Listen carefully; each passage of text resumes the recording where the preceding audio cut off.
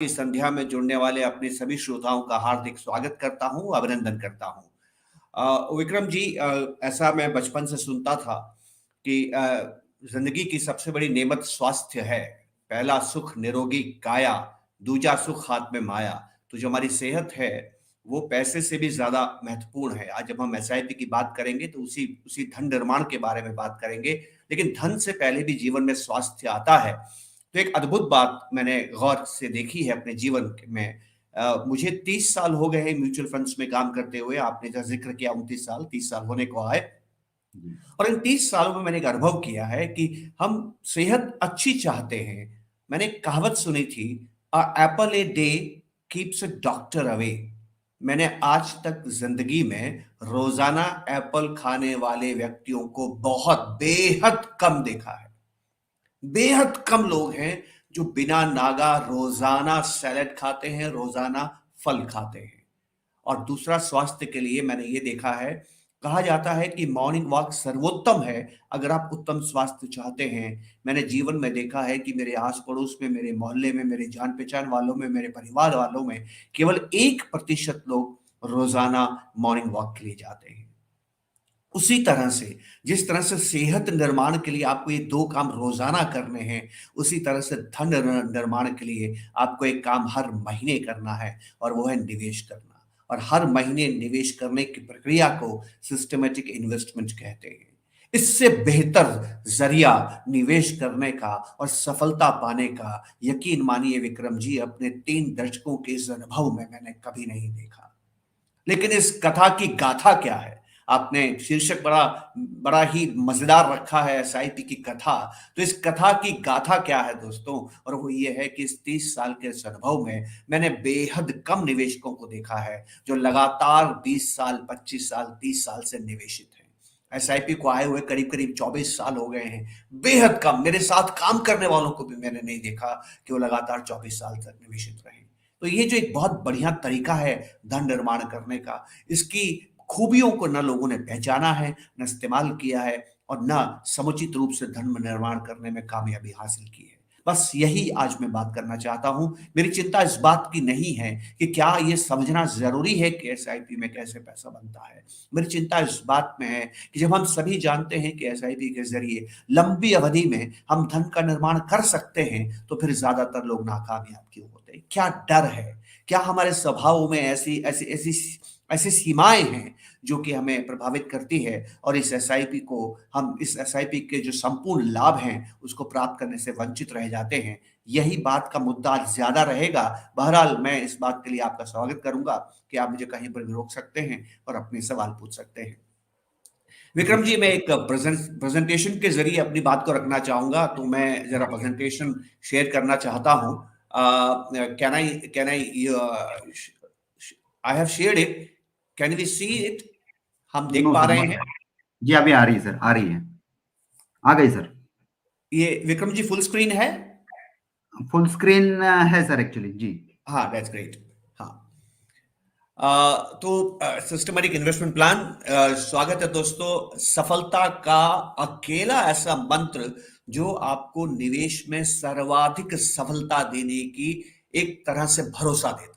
Guarantee शब्द से मैं इस्तेमाल नहीं करूंगा क्योंकि सेबी मना करता है, इस शब्द से आप दूर रहिए। लेकिन हाँ, जितने भी तरीके आपके पास हैं जिस जो आपको निवेश में कामयाब बनाती हैं, यकीन मानिए इससे बेहतरीन रास्ता नहीं है जो आपके लिए निवेश में सफलता को सुनिश्चित रखता है।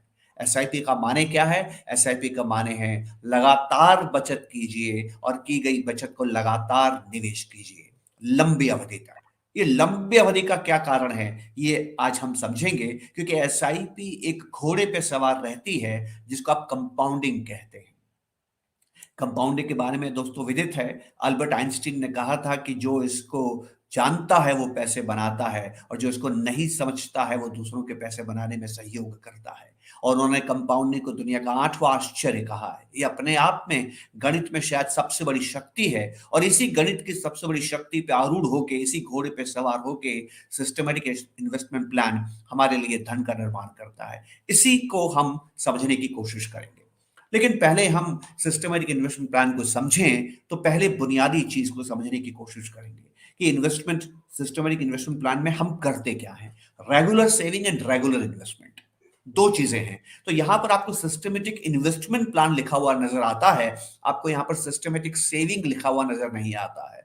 मैं एक सबसे जरूरी बात दोस्तों आपसे करना चाहता हूं, और वो क्या है, सर्वाधिक उपयोगी शब्द धन निर्माण में अगर आपके जीवन में कोई है तो वो बचत करना है। जितनी आप बचत करेंगे, जितनी लंबी दूरी तक बचत करेंगे, जितने लंबे समय तक बचत करेंगे, जितनी सर्वाधिक यथासंभव आप बचत करेंगे, उतना ज्यादा निवेश कर पाएंगे, और जितना ज्यादा आप निवेश करेंगे उतना धन का निर्माण करेंगे। बचत में खास बात क्या है? देखिए दोस्तों, हम बचत करते कैसे हैं? बचत करने का मतलब होता है कि आप आमदनी करते हैं, जितनी आपकी आमदनी होती है उसमें से कुछ टुकड़ा बचा लेते हैं, उसको खर्च नहीं करते हैं, और वही बचाया हुआ टुकड़े को आप बचत कहते हैं। जी नहीं दोस्तों, बचत ये बचत की व्याख्या नहीं है। जो मैंने आपके सामने व्याख्या रखी है वो बचत नहीं है, वो बचत करने का तरीका है। तो बचत का मतलब क्या होता है? बचत का मतलब होता है वो खर्चा जो मैंने आज नहीं किया जीवन में करूंगा। अब बचत में खास बात क्या है? बहुत गौर से मेरी बात सुनिएगा। ये बात अगर आपके समझ में आ गई तो समझ लीजिए कि धन निर्माण करने की जो आधी दूरी है आपने तय कर ली। A good start is half done, अंग्रेजी में ऐसा कहा जाता है। और ये क्या बात है दोस्तों, मेरी नौकरी लगी, मेरी अच्छी आमदनी थी, लेकिन हर महीने तनख्वाह मिलती थी। अगले महीने तनख्वाह मिलेगी या नहीं मिलेगी मुझे मालूम है क्या? क्या हम भविष्य को जानते हैं? ये बड़ी अद्भुत बात है। इसी अद्भुत बात को समझने के लिए मैं एक छोटा सा प्रश्न हमारे सामने रखूंगा और फिर मैं वापस लौट के उस तस्वीर की तरफ जाऊंगा। जितने भी मेरे दोस्त मेरे साथ जुड़े हुए हैं, यकीन मानिए दिल पे हाथ रखिए और ईमानदारी से जवाब दीजिएगा। मुझे जवाब देने की जरूरत नहीं है क्योंकि मैं आपको सुन नहीं पाऊंगा, लेकिन अपने आप को आप जवाब दीजिए। क्या आप जानते हैं भविष्य कैसा है? क्या आप भविष्य को क्या आप भविष्यवाणी कर सकते हैं? क्या आप बता सकते हैं कल आपके जीवन में क्या होगा? क्या आपकी जो आमदनी हर महीने आ रही है वो आपके नियंत्रण में है? क्या इस बात की किसी ने आपको गारंटी दी है कि इस महीने जो तनख्वाह आई है वो अगले महीने भी आएगी? क्या इस बात की आपके पास में क्या क्या भरोसा है कि जो आमदनी आप किसी भी व्यवसाय से आज कर रहे हैं वो भविष्य में होती रहेगी? क्या जीवन के अंदर जो आपका जोखिम है उसको आप खत्म कर सकते हैं? हम सड़क पे जाते हैं तो जोखिम है, हम खाना खाते हैं तो जोखिम है, हम किसी से यात्राएं करते हैं तो जोखिम है। जीवन के हर काल में, गर्भ में जैसे ही भ्रूण पड़ता है, जोखिम शुरू हो जाता है। तो क्या आप जोखिम को नियंत्रित कर सकते हैं? क्या आप में से कभी किसी ने ये गणना की है कि अगर कल से आमदनी नहीं आए तो आप जीवन स्तर को बचाए रख सकते हैं, आप अपने खर्चों को पूरा कर सकते हैं? अगर इन चार सवालों के जवाब ना में है, अगर इन चार सवालों के जवाब आप नहीं जानते हैं, यकीन मानिए सेविंग्स आपके लिए सबसे महत्वपूर्ण है। सेविंग्स क्यों महत्वपूर्ण है दोस्तों? क्योंकि इनकम फ्लो है, इनकम एक प्रवाह है। जो इस महीने तो आ गया, भरोसा नहीं कि अगले महीने आएगा। बचत एक स्टॉक है, वो एक भंडारण है। जैसे नदी में कल पानी आए या ना आए, हम पानी को बचाने की कोशिश करते हैं और बांध बनाते हैं, और जब हम बांध बनाते हैं तो साल भर पानी पीते हैं। अगर हम बांध नहीं बनाएंगे तो साल भर पानी नहीं पीते रहेंगे, क्योंकि बहुत से शहरों में नदियां सूख जाती हैं दोस्तों। तो उसी तरह से आमदनी के साथ में है, आमदनी जीवन में कभी भी रुक सकती है। आमदनी को आप अपने परिवार को दे नहीं सकते हैं, हमारे जाने के बाद आमदनी खत्म हो जाती है, पर जो पैसा आपने बचाया वो अपने परिवार को आप दे सकते हैं। जिसको ये साधारण सी बात समझ में आ गई वही धन निर्माण करता है। और सिस्टमेटिक इन्वेस्टमेंट प्लान, एसआईपी करने से पहले आप एसएसपी करते हैं, सिस्टमेटिक सेविंग प्लान। तो हम सभी के पास में सिस्टमेटिक सेविंग प्लान होना चाहिए, जिसको हमें आगे जाके सिस्टमेटिक इन्वेस्टमेंट प्लान में परिवर्तित करते हैं। अब जो सबसे पहली तस्वीर जो मैं आपको दिखाना चाहता हूं वो क्या है? मैंने आपसे कहा कि एसआईपी एक घोड़े पर सवार है, और जिस घोड़े का नाम है कंपाउंडिंग। अगर इस कंपाउंडिंग को आप समझ गए तो आप ये समझ जाएंगे कि एसआईपी में जो मैजिक है, जो जादू है वो क्या है। दोस्तों, फर्ज करें कि आप 7 साल के लिए निवेश करते हैं, 7 साल के लिए निवेश, सिर्फ 7 साल के लिए, और आप निवेश कर रहे हैं, इसमें आपको सिर्फ 10% का प्रतिलाभ मिलता है, 10% का प्रॉफिट मिलता है। ये जो 10% का प्रॉफिट आपको मिल रहा है, ये 7 साल तक लगातार मिलता रहेगा। 7 साल में 84 महीने होते हैं। 10,000 रुपए अगर आपने निवेश किया तो इन 7 सालों में आपने 8,40,000 रुपए निवेश कर दिए हैं। अगर आपको 10% का अगर आपको प्रतिलाभ मिलता है तो 7 सालों के पश्चात आपके खाते में 12,10,000 रुपए होंगे। अब मेरी बात ध्यान से सुने, ये 12,10,000 रुपए अगर आप 9.9% की दर से हर महीने पैसा निकालें, जिसको आप सिस्टमेटिक विड्रॉवल प्लान कहते हैं, हर महीने निकालें, 20 साल तक निकालें, तब भी आपके खाते में 6 लाख रुपए बचेंगे। कितनी खूबसूरत बात है। ठीक है, कंपाउंडिंग की ताकत देखिए। 7 साल पहले और 20 साल बाद में 27 साल का समय। 27 साल में आपने केवल 7 साल 10,000 रुपया डाला, केवल 7 साल। उसके बाद पैसा डालना बंद कर दिया, आपने पैसा नहीं डाला उसके बाद में। लेकिन 7 साल के बाद 8वें साल से आप हर महीने 10,000 रुपए निकाल सकते हैं। आपने सिर्फ 7 साल तक 10,000 रुपया डाला हर महीने, लेकिन आप 20 साल तक 7,000 रुपए निकाल सकते हैं, और उसके बाद भी आपके खाते में 6 लाख रुपए बचेंगे। अब कंपाउंडिंग को ताकत देते हैं, थोड़ी सी ताकत देते हैं कंपाउंडिंग को, और आप 7 साल नहीं 10 साल इंतजार करते हैं। 10 साल तक 10,000 रुपए निवेश करते हैं। 12 लाख रुपए आप निवेश करेंगे, क्योंकि 120 महीने हो गए। 10% के प्रतिलाभ से 10 साल के बाद में आपके खाते में 20 लाख रुपए हो जाएंगे। इस 20 लाख रुपए के सामने ध्यान से सुनिएगा मेरी बात, बहुत ध्यान से, आप हर महीने ताउम्र 15,000 रुपए निकाल सकते हैं। ताउम्र, मैं इसको 10 साल नहीं कह रहा हूं, 15 साल नहीं कह रहा हूं, 20 साल नहीं कह रहा हूं, 25 साल नहीं कह रहा हूं, मैं कह रहा हूं ताउम्र। आपने सिर्फ पैसा डाला है 10 साल तक, सिर्फ 10 साल तक पैसा डाला है। अगर ये 10 साल तक डाला गया पैसा आपको 10% का भी रिटर्न देता है, तो आपके खाते में 20 लाख रुपया होता है, और उसके बाद में आप 15,000 रुपया निकाल सकते हैं। मैं एक और मजेदार बात आपसे कहता हूं, अगर आप ये 10 साल की एसआईपी करते हैं 10,000 रुपए की, और 10 साल के बाद आप क्या करते हैं, पैसा नहीं निकालते हैं, और इस 10,000 रुपए से आप एक दूसरी एसआईपी शुरू कर देते हैं, और उस एसआईपी को आप 20 साल तक चलाते हैं, 20 साल तक चलाते हैं, और 20 साल तक जो आप ये एसआईपी चला रहे हैं, इसके लिए 10,000 रुपया आपको अपनी जेब से डालने की जरूरत नहीं है, क्योंकि जो आपने पहले एसआईपी की है उससे आप 10,000 रुपया निकाल सकते हैं। अगर आप ये 10,000 रुपया निकालते हैं, हर महीने निकालते हैं, और 20 साल तक डालते हैं 10% पे, तो 20 साल के बाद आप देखेंगे कि आपके खाते में 1,22,00,000 रुपए होंगे, और आप हर महीने 50,000 रुपए निकाल सकते हैं। समझ में आ रही है आपकी बात दोस्तों? सिर्फ 10,000 रुपए 10 साल तक, और आप 30 साल इंतजार करने के बाद में 50,000 रुपया हर महीने निकाल सकते हैं।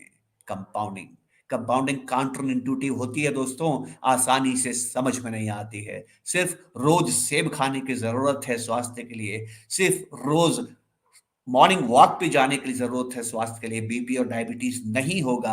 इसी तरह से हर महीने निवेश करने की जरूरत है, लगातार निवेश करने की जरूरत है, और फिर देखिए ताउम्र आपको पैसा पेंशन के रूप में मिल सकता है।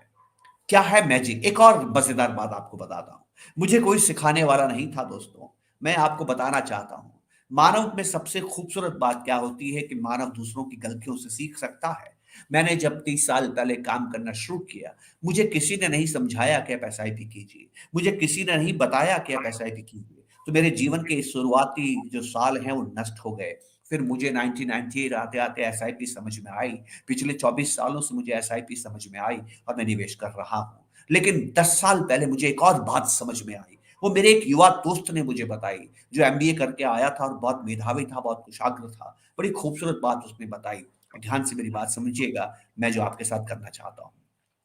मैं आपको फोकस करता हूं 20 साल की एसआईपी के लिए। इस पे मैंने 5, 10, 15, 20, 25, 30 साल के अवधि के आपके सामने प्रमाण रखे हुए हैं। 20 साल की मैं आपसे बात करता हूं। 20 साल तक अगर मैं 10% पर निवेश करता हूं, 10,000 रुपए हर महीने निवेश करता हूं, तो 20 साल के बाद मेरे खाते में 76 लाख रुपए होंगे। ये काम मैंने किया था 10 साल तक। पर मेरे एक दोस्त ने कहा कि हर महीने क्या तुम्हारी तनख्वाह बढ़ती है? क्या हर साल तुम्हारी तनख्वाह बढ़ती है? मैंने कहा हर साल मेरी तनख्वाह बढ़ती है, कुछ डीए से बढ़ती है, कुछ बोनस से बढ़ती है, कुछ मेरे प्रमोशन की वजह से बढ़ती है, कुछ मेरे परफॉर्मेंस बोनस की वजह से बढ़ती है, और हर साल मेरी आमदनी 8, 10, 12% बढ़ जाया करती है। तो उसने कहा कि आप एक काम करें, ऑटोमेशन हो गया है, आजकल ऑटोमेशन का जमाना है, आप आसानी से आदेश दीजिए म्यूचुअल फंड को कि जो 10,000 रुपए आप बचत कर रहे हैं, 10,000 रुपए जो आपने निवेश किए हैं, उसमें 10% का टॉप अप कर लें। कहा कि ये है कि पहले साल आप 10,000 महीना जमा कर रहे हैं, अगले महीने 10,000 में 1,000 10% जोड़ दें और 11,000 रुपया हर महीने निवेश करें। दूसरे साल के बाद में आप 10% और जोड़ दें और तीसरे साल आप 12,100 रुपया आप जमा करें। इस तरह से अगर आप टॉपअप करेंगे 10% में, तो देखिए क्या हो जाएगा। आपके पास 20 साल के बाद में 76 लाख रुपए नहीं, 1,61,61,00,000 रुपया होगा। 1,61,61,00,000 रुपया। अब ज्यादा इंटरेस्टिंग चीज आप देखिएगा, 20 साल का पैसा अगर आप 10 साल तक रखते हैं, 10% के टॉपअप पे 1,61,61,00,000 रुपए का आप धन का निर्माण करते हैं। पर अगर आप 10 की जगह 11% कमा लेते हैं, तो आप 1,78,00,000 का निर्माण करते हैं। 17 लाख बढ़ गया, 17 लाख रुपए बढ़ गए केवल 1% रिटर्न बढ़ने की वजह से। लेकिन अगर आपका रिटर्न 1% और बढ़ जाता है, तो यही 20 लाख रुपए से आपका रिटर्न बढ़ जाता है और 1,78,00,000 रुपया बढ़ के 1,98,00,000 करीब करीब 2 करोड़ रुपया हो जाता है। तो आपको दो काम करने हैं। पहला, यथासंभव अपनी रिस्क को समझते हुए, समुचित एसेट एलोकेशन करते हुए हमेशा इस बात का ध्यान रखना है कि एक अतिरिक्त परसेंट रिटर्न भी अगर आपका सलाहकार आपको बताने का मंत्र दे देता है लंबी अवधि में, तो वह कितना जबरदस्त धन के निर्माण में आपकी सहायक करता है। और दूसरा, आपको टॉप अप करना है। ये शुरुआती दो बातें थी जो मुझे लगा मुझे बतानी चाहिए, इसके पहले कि मैं एसआईपी की दूसरी गूढ़ बातों में आपसे बात करूं। तो दो बातें दोस्तों हमें यहां पर समझ में आई है। पहली बात हमें ये समझ में आई है कि अगर आप लगातार बचत करके सेविंग करते हैं, तो उससे कहीं ज्यादा आप लगातार ताउम्र एसडब्ल्यू के जरिए निकाल सकते हैं और जीवन स्तर ऊपर उठा सकते हैं। दूसरा, अगर आप 1% एक्स्ट्रा भी कमाने की कोशिश करते हैं और आप टॉप अप कर लेते हैं, तो आप बहुत जबरदस्त पैसा, तिगना या चौगना पैसा बना सकते हैं, इसके मुकाबले कि आपने टॉप अप नहीं किया है। तो हमें क्या बात याद रखनी है कि जिस तरह से जो गलतियां मैंने की है आप नहीं करेंगे। आप दो काम अवश्य करेंगे, लगातार एसआईपी करेंगे और टॉप अप एसआईपी करेंगे, ताकि आप उस तरह से धन का निर्माण कर सकें जो आप सपना देखते हैं। सबसे खूबसूरत बात दोस्तों ये है, ये हर कोई कर सकता है, इसमें ज्यादा दिमाग लगाने की जरूरत नहीं है। पर आप इस वक्त, मैं जानता हूं क्या सोच रहे हैं। आप इस वक्त ये सोच रहे हैं कि 11%, 12%, 10% आएगा कहां से? भैया, बैंक तो मुझे 7% देता है। आइए इसको भी अब समझने की कोशिश करते हैं और मैं आपको इतिहास की तरफ लेके चलता हूं। तीन दोस्त थे, एक श्याम, एक गोपाल और एक केशव। इन्होंने तय किया 10,000 रुपया ये हमारे इक्विटी बाजार में निवेश करेंगे, जिसको आप निफ्टी 50 के जरिए जानते हैं, जिसको आप सेंसेक्स 30 के जरिए जानते हैं। निफ्टी की कहानी 1994 से शुरू हुई है। ये कहानी मैं 1980 से शुरू कर रहा हूँ, 1989 से शुरू कर रहा हूँ, इसलिए मैं निफ्टी को नहीं, सेंसेक्स को इस्तेमाल करूंगा। तो तीन दोस्त हैं, एक श्याम है, एक गोपाल है और एक केशव है। और ये तीनों ही दोस्त जो हैं, ये निवेश कर रहे हैं सेंसेक्स में। राइट? कब कर रहे हैं? अप्रैल 79 से। श्याम ने तय किया, मैं इस बात की चिंता नहीं करूंगा बाजार ऊपर जाए या नीचे जाए, मैं इस बात को सुनिश्चित करूंगा कि हर महीने में 10,000 रुपए निवेश करता रहूं। ये श्याम ने तय किया। गोपाल ने भी ऐसा ही तय किया था, पर गोपाल जब भी बाजार गिरने लगता था घबरा जाता था। ये बड़ा इंटरेस्टिंग है, सुनिएगा मेरी बात को, जो अमूमन 99% लोगों के साथ में होता है जो गोपाल कर रहा है। गोपाल ने ज्यादा दिमाग लगाया। गोपाल कहता है गिरते हुए बाजार में निवेश नहीं करना, और जैसे ही बाजार गिरने लगता है गोपाल निवेश को रोक देता है, अपनी एसआईपी को रोक देता है और दोबारा तब आता है जब बाजार बढ़ने लगता है। ये गोपाल ने किया। तीसरा है केशव। केशव ने और ज्यादा दिमाग लगाया। उसने क्या किया, गोपाल की तरह जैसे ही बाजार गिरने लगता है अपनी एसआईपी को रोक देता है, और जैसे ही बाजार गिरने लगता है तब तक जो पैसा इकट्ठा हो गया उसको बाजार से निकाल लेता है, और तब तक निवेश नहीं करता है जब तक बाजार वापस बढ़ने नहीं लगता है। और इस कृष्ण तरह सर, से जस्ट 1 मिनट ज्यादा डिस्टर्ब करने दिमाग। के लिए। Sir 1 minute yes. Sir, sorry for disturbing you. आपके हाँ, स्क्रीन के ऊपर जो हेड बटन है उसके ऊपर क्लिक कीजिए। कुछ प्रेजेंटेशन का कुछ पार्ट है ना, उसके वजह से डिस्प्ले नहीं हो रहा है एक्चुअली। किसके मैसेज ऊपर आपके इस पे हेड? दिख रहा है, उस एक मैसेज दिख रहा है, देखिए आपके इसमें हाइड स्क्रीन, हाइड करके दिख रहा है, उसके ऊपर क्लिक कर दीजिए। जी, यस अभी सर। ठीक है? जी sir, yes sir, yes sir. Vikram ji, अभी दिख रहा है क्या? Yes sir, yes sir, is clear now. हाँ। और जी दोस्तों, बड़ी मजेदार बात है, जो केशव है ये ज्यादा दिमाग लगाता है। ये क्या दिमाग लगाता है कि गिरते बाजार में मेरा जो सरमाया है वो कम हो जाता है, तो अभी तक जो मैंने एसआईपी की है उसमें जो धन निर्मित हुआ है उसको बचाना मेरा फर्ज है, और मुझे क्या करना चाहिए कि जैसे ही बाजार गिरने लगता है या उसको लगता है कि आगे बाजार तेजी से गिरेगा, उसका जो कुछ भी पैसा इकट्ठा हुआ है वो बचा लेता है। अमूमन बहुत से लोग ऐसा करते हैं, अगर उनको ये समझ में आ जाए कि आगे बाजार गिरेगा तो वो अपना पैसा निकालने लगते हैं और एसआईपी रोक लेते हैं। तो तीनों दोस्तों में क्या हो रहा है, श्याम चिंता नहीं कर रहा है, लगातार हर महीने निवेश कर रहा है। गोपाल क्या कर रहा है, निवेश कर रहा है, हर महीने कर रहा है, पर जैसे ही देख रहा है कि बाजार गिरने लगता है एसआईपी को स्टॉप कर देता है, पर जो पैसा जमा हो चुका है वो बाजार में रहने देता है। केशव क्या कर रहा है, जैसे ही बाजार गिरने लगता है एसआईपी स्टॉप करता है और अब तक जो पैसा जमा हुआ है उसको भी निकाल लेता है। दोबारा कब लगाता है, जब वो एसआईपी शुरू करता है, और एसआईपी दोबारा कब शुरू करता है, जब उसको लगता है कि अब बाजार बढ़ने लगा है। तो तीनों दोस्तों के परिणाम देखिए दोस्तों कब आए, मार्च 2020। मैं आपको आगे आके बताऊंगा कि मैं मार्च 2020 तक गणना क्यों कर रहा हूं, मैं मार्च 2022 या एक जनवरी 2023 तक गणना क्यों नहीं कर रहा। बड़ा इंटरेस्टिंग है ये, 20 तक अपने आप को रोक रहा हूं, आगे 2 साल क्यों नहीं किया आपको बताऊंगा मैं। मार्च 2020 तक देखिए, श्याम जिसने भक्ति भाव से निवेश किया, बिना घबराए निडर, अपने डर और लालच पे काबू रखा। डर और लालच क्यों, ज्यादा कमाने की कोशिश नहीं की। डर मतलब जब बाजार गिरने लगा तो एसआईपी को रोका नहीं, उसने 49 लाख 800 498 मल्टीप्लाई बाय 10,000 50 लाख के आसपास रुपया जमा किया, और इन 40 सालों में उसके 22 करोड़ रुपए इकट्ठे हो गए। 22 करोड़ रुपए, 22.5 करोड़ रुपए इकट्ठे हो गए।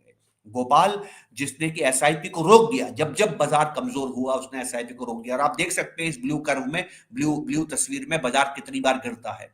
जब जब बाजार गिरा उसने एसआईपी को रोक दिया, उसने 18 करोड़ रुपए का निर्माण किया। और केशव जिसने न केवल एसआईपी को रोक दिया, पर जब भी बाजार गिरा अपना पैसा निकाल दिया, और बाजार जब बढ़ने लगा तो वापस पैसा लगाया। उसने सिर्फ 12.5 करोड़ रुपए का निवेश किया। तो हमें क्या बात समझ में आई, जो सबसे बड़ी बात हमें समझ में आई है, जो मैं गलती नहीं करनी, दूसरी गलती, एक गलती मैंने आपको बताया जो मैंने सीखी है, वो क्या है, टॉप अप करना। अब आपको दूसरी गलती बताता हूं।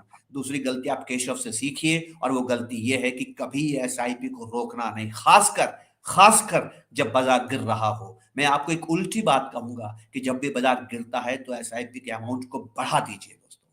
और ये क्या जादू करेगा आपके निवेश में, मैं आगे जाके विस्तार से आपके साथ में बात करूंगा। अभी सिर्फ आपको मैं बुनियादी तौर पर बता रहा हूं कि सरसरी निगाह पर क्या एसआईपी में होता है। तो हमने क्या देखा कि श्याम ने किस तरह से काम किया है। विक्रम भाई, एक बड़ा मजेदार चीज है महाभारत में, और महाभारत के अंदर एक प्रसंग है। उस प्रसंग में क्या होता है कि जो श्री कृष्ण है वो दूत बन के जाते हैं पांडवों के, और दुर्योधन से कहते हैं कि सिर्फ मात्र 5 गांव दे दो तो हम युद्ध नहीं करेंगे, पांडव युद्ध नहीं करेंगे और विनाश से ये दुनिया बच जाएगी। दुर्योधन इसके लिए तैयार नहीं होता है, उल्टा वो अपने सैनिकों को बोलता है कि श्री कृष्ण को बंदी बना लिया जाए। और जब वो कृष्ण को बंदी बनाने चलते हैं, पूरे महाभारत में 2 ही प्रसंग हैं जहां पर श्री कृष्ण ने अपना विराट रूप जिसमें वो समस्त लोगों के देव के रूप में नजर आते हैं, वो रूप उन्होंने या तो कृष्ण या तो अर्जुन को दिखाया या दुर्योधन को दिखाया। और जैसे ही दुर्योधन ने विराट रूप श्री कृष्ण का देखा, और जब उसको समझ में आया ये नारायण है, स्वयं ये परमात्मा ही है, वो उनके चरणों में गिरता है, क्योंकि वो समझ गया कि उसका अंत निकट है। वो ईश्वर के चरणों में गिरता है और उनसे क्षमा याचना करता है, और कहता है जानामि धर्म न च मे प्रवृत्ति, जानामि पापम न च म प्रवृत्ति, केनापि देवन हृदय स्थितेन यथा युक्तोस्मि तथा करोमि। क्या मजेदार बात कहता है वो कृष्ण को, होशियार तो था ही वो, चालाक भी था, बड़ी चतुराई से उसने क्षमा मांगी। उसने कहा हे कृष्ण मुझे क्षमा करें, मैं तो कमजोर व्यक्ति हूं, मैं ये जानता हूं कि सही क्या है, मैं ये जानता हूं कि गलत क्या है, ये जानते हुए भी कि सही क्या है, ये जानते हुए भी कि गलत क्या है, मुझसे सही नहीं होता है। कोई मेरे हृदय में बैठा है, केनापि देवेन हृदय स्थितेन, मेरे हृदय में कोई देव बैठा है, मेरे हृदय में कोई देव बैठा है जो मुझे सही करने नहीं देता है। मैं कितना मजबूर हूं, ये जानते हुए भी कि सही क्या है सही नहीं कर पाता हूं, मुझे क्षमा करें। और कृष्ण उसको क्षमा कर दे। दोस्तों क्या नहीं लगता कि हम सभी दुर्योधन हैं, हम सभी जानते हैं कि रोजाना फल खाना चाहिए। हम सभी जानते हैं कि तला नहीं खाना चाहिए। हम सभी जानते हैं कि रोजाना मॉर्निंग वॉक पे जाना चाहिए, पर हम कर पाते हैं क्या? उसी तरह से निवेश है। हम सभी जानते हैं, मैं चाहे कितना ही आपको मैं प्रमाण दे दूं, कितना ही मैं आपको इतिहास दे दूं, कितना ही मैं आपको गवाहियां दे दूं कि आपको एसआईपी लगातार करनी है, लंबे समय तक करनी है, बाजार गिरे तो नहीं घबराना है, उससे कुछ नहीं होगा दोस्तों। हमारे अंदर बैठे उस दुर्योधन को, जो हमारे हृदय में स्थित है वो दुर्योधन, उसको हमें हटाना होगा। तीसरी मिस्टेक देखिए, मैं आपको बताता हूं कि गलती हमसे क्या होती है। इस वक्त मैं दोबारा विक्रम जी सुनने लगा हूं, पिछले महीने का आंकड़ा विक्रम जी आपको देता हूं। पिछले महीने अगर 100 एसआईपी नहीं हुई हैं तो 66 लोगों ने एसआईपी बंद कर दी है। बहुत से लोगों ने एसआईपी स्टॉप कर दी है। क्यों एसआईपी स्टॉप कर दी है? क्योंकि बहुत लंबे समय के बाद ये देखा गया है कि एक महीने का रिटर्न जो हिंदुस्तान का है वो नेगेटिव है, और एक महीने का रिटर्न जो अमेरिका का है वो पॉजिटिव है। इसका मतलब क्या हुआ? लोगों के अंदर केशव पैदा हो गए। लोगों में केशव याद है ना आपको? ये केशव को देखिए आप, जी। ये गोपाल और केशव, ये केशव वापस पैदा होने लगे हैं, जो कि निवेश को अपने स्टॉप करने लगे हैं। मैं उनको याद दिलाना चाहता हूं, इतिहास में ज्यादा पुरानी बात नहीं है, 2 या 2.5 साल पुरानी बात है। मार्च 2020 को बाजार गिर गया था और अप्रैल 2030 को बाजार बढ़ने लगा। एक ही महीने तक बाजार खाली गिरता रहा, और बहुत से लोगों ने मार्च 23 के बाद मार्च 30 2030 मार्च 2000 में एसआईपी को स्टॉप कर लिया। केशव जैसे लोगों ने 30 मार्च 2020 में पैसा निकाल लिया, और जब बाजार वापस 30 अप्रैल को बढ़ने लगा तो उन्होंने पैसा वापस डाला। पर जिन लोगों ने पैसा वापस डाला 30 अप्रैल को, उनको 78% अगली जनवरी तक 78% रिटर्न आया। पर जिन लोगों की एसआईपी चलती रही, जिन्होंने पैसा नहीं निकाला, उनका 30 मार्च से जनवरी 2020 के बीच में 131% का रिटर्न आया। बस यही सबसे बड़ी बात हमें समझनी है। बाजार में जो रिटर्न बनता है ना, वो रिटर्न तब बनता है जब बाजार गोते लगाता है। और इस बात को मैं बहुत विस्तार से दोस्तों आपके साथ करना चाहता हूं। इस संध्या में अगर आप समय दे रहे हैं दोस्तों, समय हमारा कीमती होता है।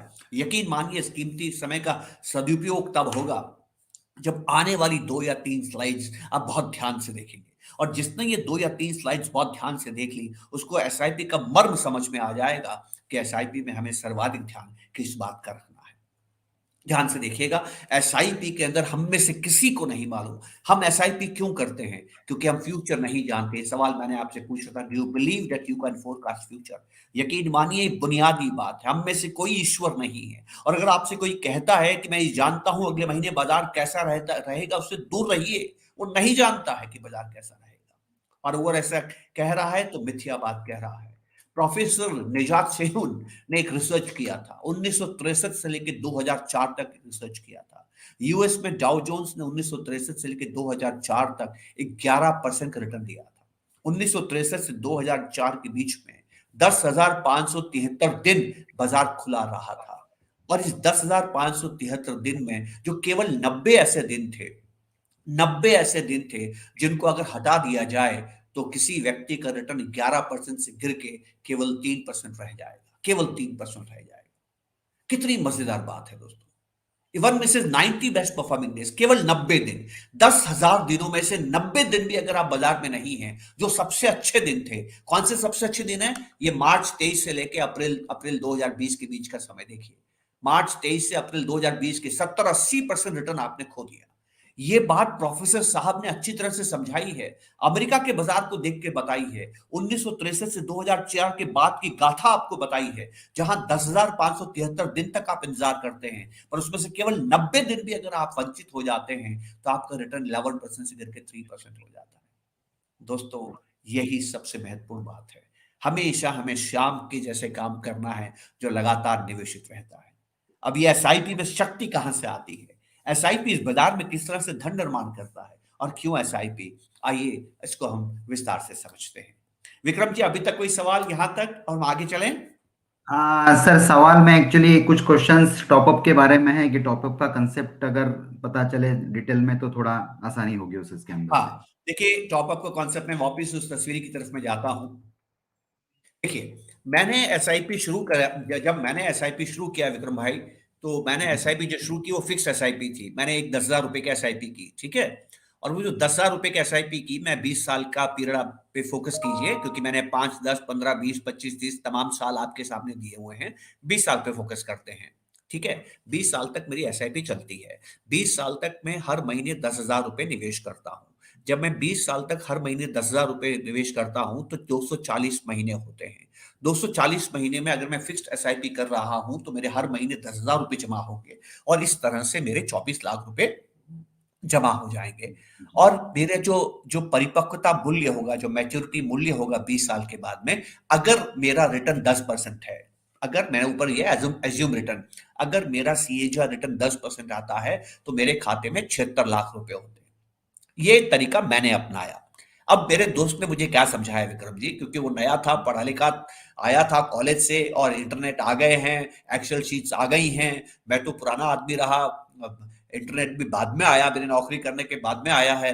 तो मैंने इस चीज को समझा नहीं। उसने जल्दी से समझा, उसने कहा कि देखिए, आपके SIP 1998 से चल रही है, ये 2008 आ गया है, 10 साल आपका वक्त गुजर चुका है। क्या आपकी SIP 10,000 रुपए की अभी भी चल रही है? अच्छी बात है, लेकिन आपने गलती कर दी। गलती क्या कर दी कि जब आपने 1998 में SIP की थी, उस समय म्यूचुअल फंड को यह आदेश देना था कि हर साल मेरी पगार बढ़ती है। हम जानते हैं कि सभी की आमदनी बढ़ती है। ऐसा जीवन में कौन है जिसकी आमदनी नहीं बढ़ती है विक्रम जी? सभी की आमदनी बढ़ती है, और ये आमदनी बढ़ती है तो आपकी बचत भी बढ़नी चाहिए। मैंने सबसे पहले क्या कहा था कि आपको सुनिश्चित करना है कि आपकी बचत बढ़े, क्योंकि आपके नियंत्रण में बचत है। बचत एक भंडारण है। इनकम तो फ्लो है, कल अगले महीने आएगा या नहीं आएगा, ये सबसे ज्यादा ध्यान देने वाली बात है। वो जो स्लाइड मैंने सबसे पहले ये स्लाइड पे बात किया था कि अगर ये स्लाइड नहीं समझे तो हम कुछ नहीं समझेंगे। सिस्टमेटिक सेविंग्स प्लान, तो उसने बड़ी खूबसूरती से मुझे बताया कि अगर आप ये करते 1998 में, क्योंकि हर साल आपकी तनख्वाह बढ़ती है, आप म्यूचुअल फंड को यह आदेश देते कि जो मेरी 10,000 रुपए की SIP है, साल खत्म होने के बाद क्योंकि मेरी इनकम बढ़ रही है, तो आप ऑटोमेटिकली स्वचालित रूप से, मुझे कहने की जरूरत नहीं है, स्वचालित रूप से 13वें महीने से, दूसरे साल से आप उसमें 1,000 रुपए 10% से बढ़ा दें, तो मेरी 10,000 रुपए की SIP 11,000 रुपए की हो जाएगी। तो अगर केवल 10% से मैं अपना कंट्रीब्यूशन हर साल बढ़ा देता हूं, 20 साल तक हर साल मेरा 10% से मेरी जो जो कंट्रीब्यूशन है वो बढ़ता जाएगा, तो मेरे खाते में विक्रम भाई 76 लाख रुपए नहीं, 1,61,61,00,000 रुपए हो जाएंगे। 1,61,61,00,000 रुपए, 2.5 गुना पैसा ज्यादा, केवल 10% टॉपअप करने से। ये जबरदस्त जादू है, जबरदस्त जादू है। और 20 साल क्यों, हम तो 30 साल तक निवेश करते हैं। मैं अभी भी SIP कर रहा हूं, मेरी SIP आगे भी चलती रहेगी। अगर मैं 30 साल तक SIP करता हूं और बिना टॉपअप करता हूं, केवल फिक्स्ड SIP करता हूं, तो मेरे पास 2.25 करोड़ रुपए होते हैं। लेकिन अगर मैं टॉपअप कर लेता हूं 10% का, अपने आप ऑटोमेटिकली, मुझे मालूम ही नहीं चलेगा, क्योंकि हर साल मेरी तनख्वाह बढ़ती है, मेरा 2.25 करोड़ की जगह मेरे खाते में 6.5 करोड़ रुपए होगा विक्रम जी। जी ये सर। है टॉपअप का कमाल। टॉपअप का कमाल है ऑटोमेटिक रूप से होना। ऑटोमेटिक आपको क्यों करना चाहिए? वक्त मिला तो मैं आगे जाके इसके सामने जरूर बात करूंगा। ये मानव की सबसे बड़ी कमजोरी है कि आपको टॉपअप क्यों करना चाहिए। इसके बारे में अगर वक्त रहा तो मैं आगे बताऊंगा, क्योंकि मुझे दूसरी बातें बहुत सी करनी है। विक्रम भाई, अभी क्लियर है? जी सर, एकदम क्लियर है। एनी अदर, और we can move ahead? Sir we can move ahead actually, तो आखिर में सवाल लेंगे फिर उसके अंदर से। Thank you. तो वाई SIP, देखिए, सबसे बड़ी बात तो ये है, SIP आपको इसलिए करना है क्योंकि आपको पैसा बनाना है। अब मैंने आपको बताया था कि मैं क्यों ये 2020 की यहां पर बात कर रहा हूं। यहां तक 2022 का, मैंने 2023 तक का मैंने ये क्यों नहीं बनाया, 2020 तक का क्यों बनाया? उसका कारण ये देखिए आप, हम सभी जानते हैं कि ये मार्च 2020 तक की तस्वीर है विक्रम जी। हम सभी जानते हैं कि मार्च 2020 में 35% बाजार गिर गया था। 35% बाजार गिर गया था। 35% बाजार गिरने के बाद भी 31 मार्च 2020 को 1979 से लेके 2020 मार्च का जो रिटर्न था, 41 ईयर्स का जो रिटर्न था, वो करीब करीब 16% है BSE सेंसेक्स। बस इसलिए मैंने 2020 की बात की है, क्योंकि अभी तो मार्केट उसके बाद दुगना हो गया है, 2.5 गुना हो गया है, तो रिटर्न और ज्यादा बढ़ जाएगा। मैं अपने दोस्तों को, अपने श्रोताओं को इतना ज्यादा रिटर्न दिखाना नहीं चाहता, क्योंकि उनकी अपेक्षाएं बढ़ जाएंगी, और उनकी अपेक्षाएं बढ़ जाएंगी तो उनका लालच और ग्रीड भी बढ़ जाएगा, इसलिए मैं उसकी बात नहीं करना चाहता हूं। मैं जब बाजार गिरा हुआ था, जब बाजार 35% गिर गया था, तब भी 41 साल का जो ट्रेलिंग रिटर्न है सेंसेक्स का, विक्रम भाई, वो जी 16% के आसपास है। और बैंक एफडीज का रिटर्न पिछले 41 साल का केवल 8% है, जो उसके आधा है करीब करीब। और ये बड़ा इंटरेस्टिंग है, वहां आपको टैक्स भी ज्यादा देना है एफडी में, और यहाँ आपको टैक्स भी कम देना है। और पिछले 41 साल का जो इन्फ्लेशन है, सरकारी इन्फ्लेशन, हमारा नहीं, सरकारी इन्फ्लेशन, वो 7% के आसपास है। तो एसआईपी क्यों करना है? एटर्नल ट्रूथ ये है, सच्चाई ये है, शाश्वत सच्चाई, एटर्नल ट्रूथ, शाश्वत, जो हमेशा रहेगी, हल काल खंड में रहेगी, किसी भी देश में रहेगी, मानव के किसी भी एज में रहेगी, और वो ये है कि पैसा तो केवल इक्विटी में बनता है। और एसआईपी इक्विटी के जरिए पैसा बनाने का सबसे सर्वोत्तम तरीका है, क्योंकि इसमें कामयाबी की कुछ गुंजाइश है, संभावनाएं हैं, वो कहीं और से बहुत ज्यादा है। अब यहां पर जो सबसे इंटरेस्टिंग चीज है विक्रम, ये जो तस्वीर है, मैं चाहूंगा कि सभी लोग गौर से देखें, और वो ये है कि ये 10% रिटर्न कहां से आएगा, ये 11% रिटर्न कहां से आएगा, ये 12% रिटर्न कहां से आएगा, यही बात अब मैं आपसे करना चाहता हूं। 11, 10, 11, 12 नहीं, पिछले 41 सालों में तो 16% रिटर्न आया है दोस्तों, और पिछले 20 सालों में आपके सामने है। ध्यान से देखेंगे हम। अब देखिए, पिछले 20 साल, 2001 से लेके 2022, 21-22 साल, 21 साल की मैं बात कर रहा हूं।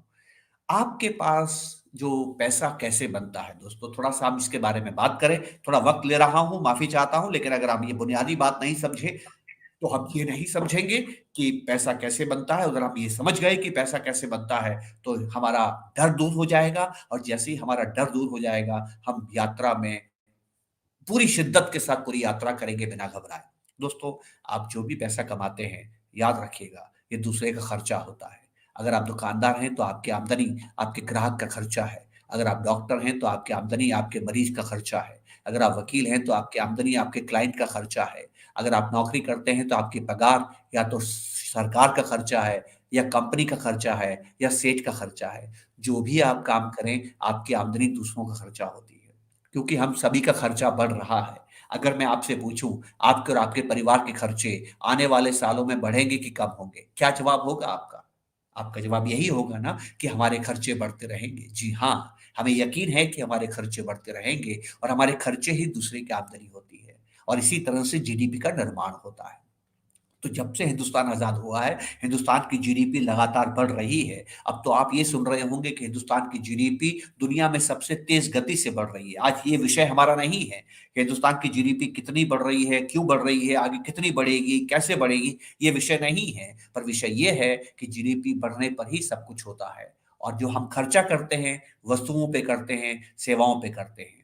ये वस्तुओं और सेवाओं का निर्माण कंपनियां करती हैं। ये कंपनियां शेयर बाजार में लिस्टेड हैं, और ये कंपनियां जब बिक्री करती हैं तो मुनाफा कमाती हैं, और जब ये मुनाफा कमाती है तो बाजार बढ़ता है। बस ये मामूली सी बात हमें समझनी है, और यही मामूली बात मैं आपको बताना चाहता हूँ। पिछले 22 सालों में, 21 सालों में, 2001 के बाद में जो हिंदुस्तान है, हिंदुस्तान की जीडीपी आज से 21 साल पहले 100 रुपए थी, तो आज 1100 रुपए है। 11 गुना हिंदुस्तान की जीडीपी बढ़ गई है। अब इस जीडीपी में गरीब भी है, अमीर भी है, बड़े कॉर्पोरेट भी हैं, बड़े व्यापारी भी हैं। हम जानते हैं कि बड़े व्यापारी ज़्यादा कमाते हैं, और बड़े व्यापारी ही तो कंपनियों के मालिक होते हैं, जो बाजार में अपनी कंपनी को लिस्ट करते हैं। तो इनकी जो आमदनी है, इससे थोड़ी ज़्यादा होती है। तो आप ध्यान से देखें, हिंदुस्तान की जीडीपी 11 गुना बढ़ी है, पर हिंदुस्तान के इन कंपनियों के मुनाफे 13 गुना बढ़े हैं। 13 गुना मुनाफा बढ़ा है। जीडीपी बढ़ी 11 गुने, और हमारी जो लिस्टेड कंपनियां हैं सेंसेक्स में, इनका मुनाफा बढ़ा 13 गुना। क्योंकि कंपनियों का मुनाफा 13 गुना बढ़ा है, तो कंपनियों का मुनाफा बढ़ता है, तभी शेयर का भाव बढ़ता है, तभी शेयर के भाव बढ़ने से सेंसेक्स बढ़ता है, और शेयर के भाव 16 गुना बढ़े हैं। और 16 गुना जो शेयर के भाव बढ़े हैं, ये जो रिटर्न है दोस्तों, ये करीब करीब 14% है। तो हमारी जीडीपी पिछले 21 सालों में 12% से बढ़ी है। जीडीपी के बढ़ने की वजह से बड़ी कंपनियों के मुनाफे 13% बढ़े हैं, और बड़ी कंपनियों के मुनाफे 13% बढ़ने की वजह से सेंसेक्स 14% बढ़े हैं। इन कंपनियों के मुनाफे क्यों बढ़ते हैं? क्योंकि इनकी बिक्री बढ़ती है। इनकी बिक्री क्यों बढ़ती है? क्योंकि आपके खर्चे बढ़ते हैं। अब सवाल पूछिए अपने आप से, आने वाले सालों में आपके खर्चे बढ़ेंगे या नहीं बढ़ेंगे? क्योंकि इनकी आमदनी आपके खर्चों पर निर्भर करती है। मुझे विश्वास है आपको यकीन आया होगा कि बाजार में रिटर्न कहाँ से आता है। हम आगे बात करेंगे एसआईपी में रिटर्न कहाँ से आता है, पर पहले हम ये तो समझें कि बाजार में रिटर्न कहाँ से आता है। इज इट क्लियर विक्रम भाई? इट्स जी sir, interesting very slide clear, के। वेरी क्लियर जी। बेसिक फंडामेंटल्स क्लियर होने चाहिए इन्वेस्टर्स के, जो आपके स्लाइड से पूरी तरह से क्लियर हो रहे हैं अभी एक्चुअली। राइट। क्योंकि ये विश्वास जब तक नहीं है तब तक वो डरता रहेगा, अरे बाजार तो ऊपर जाए। अब देखिए विक्रम, इसमें सबसे अच्छी चीज अगर आप देख रहे हैं, ये ब्लू लाइन देखिए, जीडीपी ये जी सर। लगातार बढ़ रही है। जी। मुनाफे थोड़े ऊपर नीचे हो सकते हैं, और मुनाफे ऊपर नीचे क्यों होते हैं? क्योंकि ब्याज दरें ऊपर नीचे होती हैं, राइट। और जी। हमारा मूड ऊपर नीचे होता है, उससे हमारे खर्चे ऊपर नीचे होते हैं। तो हमारी हर महीने आमदनी तो एक होती है, पर हर महीने हमारे खर्चे एक थोड़ी होते हैं। कभी खर्चे ज्यादा होते हैं, कभी खर्चे कम होते हैं। तो इसी जी। तरह से हमारे खर्चे कम ज्यादा होने से कंपनियों के मुनाफे थोड़े कम ज्यादा होते रहते हैं, लेकिन बढ़ते रहते हैं। और उनके कम ज्यादा होने से बाजार ऊपर नीचे होता है। पर क्या ये बाजार का ऊपर नीचे होना चिंता की बात है? यही सबसे मजेदार बात है जो मैं आपके साथ करना चाहता हूं। मेरी बात पे आपको यकीन नहीं होगा, लेकिन फिर भी मैं आपको निसंकोच ये कहूंगा कि बाजार का ऊपर नीचे होना, बाजार का विचलन ही सबसे बड़ी बात है। यही सबसे बड़ा अवसर है दोस्तों, और यही धन का निर्माण भी करता है। और ध्यान से हम इस बात को समझेंगे। अगर ये बात नहीं समझे तो हम तब तक भयमुक्त नहीं हो सकते जब तक हम ये बात नहीं समझेंगे। दोनों बातें हमें समझनी है। पहली तो ये समझनी है कि जीडीपी बढ़ती है। क्यों बढ़ती है? क्योंकि हमारे खर्चे परिवार के बढ़ते हैं। दूसरा, जीडीपी के बढ़ने से कंपनी के मुनाफे बढ़ते हैं। अब कंपनी के मुनाफे से बाजार बढ़ता है, पर कंपनी के मुनाफे ऊपर नीचे होते हैं। वो ऊपर नीचे क्यों होते हैं? क्योंकि हमारे खर्चे ऊपर नीचे होते हैं, और हमारे खर्चों के ऊपर नीचे होने से बाजार में विचलन आता है। ये विचलन ही अवसर पैदा करता है, और एसआईपी एक ऐसा तरीका है जो इस विचलन का सर्वाधिक लाभ उठाता है। आइए इस बात को हम समझते हैं। इस बाजार को आप देखिए, ये सेंसेक्स है। 1980 से लेके दिसंबर 2022 तक का सेंसेक्स आपके सामने है। 42 साल का सेंसेक्स आपके सामने है। इन 42 सालों में क्या हुआ है दोस्तों? आपका सेंसेक्स 100 से बढ़ के 60,000 के आसपास हो गया। लेकिन क्या हर साल एक जैसे रिटर्न दिए इसने? नहीं। पहले ही साल में इसने 54% रिटर्न दिया, अगले साल 4% रिटर्न दिया, एक समय इसने 94% रिटर्न दिया, एक समय इसने 82% रिटर्न दिया, तो एक समय इसने केवल 9% का दिया, फिर एक समय इसने केवल 22% रिटर्न दिया। ये तो पॉजिटिव रिटर्न है। लेकिन ध्यान से देखिए, 1986 और 85 में इसने नेगेटिव रिटर्न दिया, 1992 में नेगेटिव रिटर्न दिया, 1993 में नेगेटिव रिटर्न दिया, 1999, 2000, 2001 में नेगेटिव रिटर्न 18% 21% नेगेटिव रिटर्न दिया। 2008 में आधा बाजार गिर गया, -50% रिटर्न दिया। 2012 में नेगेटिव रिटर्न दिया। तो आप देख रहे हैं बाजार कभी पॉजिटिव रिटर्न देता है, कभी नेगेटिव देता है, लेकिन पूरे 40 सालों में 16% का आपको रिटर्न दिया। कितना विचलन है! आपने 16% कमाया, पर किसी साल 16% नहीं कमाया। किसी साल 100% कमाया, तो किसी साल आधा पैसा खो दिया। 50% खो दिया। यही भयंकर जो उतार चढ़ाव है, यही बाजार लोगों को डराता है, यही विचलन बाजार को डराता है। पर जो व्यक्ति इसको समझ गया, वो इससे प्रेम करता है, मोहब्बत करता है, डरता नहीं है। यही बात हम समझेंगे एक स्लाइड के जरिए। इस उतार चढ़ाव को आप देख लीजिए। ये उतार चढ़ाव 3 या 4 तरीके क्या होता है? ये 3 या 4 तरीके क्या है? ध्यान से देखते हैं। एक तरीका है कि आप निवेश करें, उसके बाद बाजार बढ़ता रहे। ग्रीन कर्व को देखिए, आपकी एनएवी लगातार बढ़ रही है। 10 से बढ़ के 12 हुई, 12 से बढ़ के 15 हुई, 15 से बढ़ के 16 हुई, 19 हुई, 22 हुई, 23 हुई, 25 हुई, 27, 29, 31, 32 और 33। 12 सालों में 33 रुपए हो गई। एक बार भी आपकी एनएवी नीचे नहीं गिरी। ये बाजार आपको सबसे अच्छा लगता है। क्यों अच्छा लगता है? क्योंकि एनएवी कभी नहीं गिरी, बाजार कभी नहीं गिरा, आपको कभी डर नहीं लगा, और आप मजे से बाजार में बैठे रहे। कितना अच्छा लगता है ग्रीन कर्व। बुलिश मार्केट, इसको बुल मार्केट कहते हैं। दूसरा तरीका होता है बाजार में उतार चढ़ाव का। इसके अंदर क्या होता है? बाजार वोलेटाइल होता है। वोलेटाइल का मतलब बाजार कभी गिरता है, कभी बढ़ता है। आपकी 10 रुपए की एनएवी पे आपने सफर शुरू किया, एनएवी गिर के 9 हो गई, एनएवी गिर के 7 हो गई, एनएवी बढ़ के 11 हो गई, एनएवी बढ़ के 16 हो गई, फिर गिर के 14 हो गई, फिर गिर के 12 हो गई, फिर बढ़ के 17 हुई, 21 हुई, 25 हुई, फिर गिर गई 22 हो गई, फिर बढ़ी 28 और 33 पे खत्म हुई। ध्यान से देखिएगा, मैं सबको 33 पे ही खत्म कर रहा हूं बाजार का उतार चढ़ाव को समझने के लिए। तीसरा है, आपके पास आपने पैसा जमा किया, एनएवी पहले तो बढ़ती है और फिर गिरने लगती है। तो आपकी एनएवी 10 रुपए से बढ़ के 12 हुई, 15 हुई, 19, 25, 31, 37, 43 तक बढ़ गई और उसके बाद में गिरती है, 39 हो गई, 38 हो गई, 35 हो गई, 34 हो गई और 33 पे आके खत्म हो गई। यहां पर भी 33 हुई। और आखिरी है कि आपकी जो एनएवी है, आपके इन्वेस्टमेंट करने के बाद लगातार गिर रही है, आप डर जाते हैं, आपके मन में इच्छा होगी कि मैं एसआईपी रोक दूं, और जो लाल लकीर वाला है वो कभी एसआईपी नहीं रोकेगा क्योंकि वो लगातार बाजार बढ़ रहा है। लेकिन जो ब्लैक कर वाला है वो एसआईपी को रोक देगा क्योंकि उसके एसआईपी करते ही बाजार गिरने लगा। जैसे जैसे अगला साल आ रहा है, बाजार गिरता ही चला जा रहा है। 10 रुपए की एनएवी 9 हो गई, 8 हो गई, 7 हो गई, 6 हो गई, उसके बाद एनएवी बढ़ने लगती है। इन चारों में से श्रेष्ठ कौन सी है, आइए इस बात को समझने की कोशिश करते हैं बहुत ध्यान से। सबसे मजेदार चीज जो एसआईपी की है वो इन्हीं दो स्लाइड्स के अंदर है। आइए ध्यान से देखते हैं। पहले हम देखते हैं फ्लैट सेंसेक्स। फ्लैट सेंसेक्स का मतलब ये है कि आपकी आपकी जो ये रिटर्न है, सॉरी, एक्सट्रीमली सॉरी, वो स्लाइड मुझे लगता है मिस हो गई, इसका जो परिणाम देना चाहता था, लेकिन मैं आपको दिखाना चाहता हूं जो सबसे इंटरेस्टिंग चीज है। अगर मुझे मौका मिला, I bring that slide, Vikram ji. जी सर। और if you give me a moment I can get that slide, है ना? I'll take a moment. I no don't know problem where, sir, no problem. Yes, right? Take your time sir.